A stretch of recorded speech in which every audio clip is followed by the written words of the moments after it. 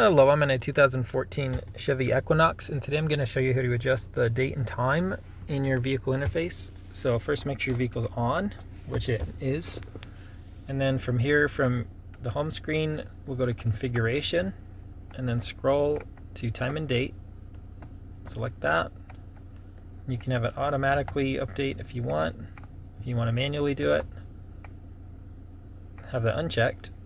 And then if you want military time, you can switch that here. You should see update in real time. And back, to go back, set the date. You need to scroll, hit enter to go between each option. Back, and then set time. Same thing as well, just scroll up and down as needed. Adjust this to whatever makes the most sense for you.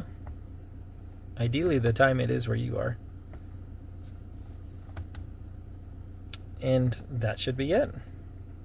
I hope this was helpful, and I hope you have a wonderful day.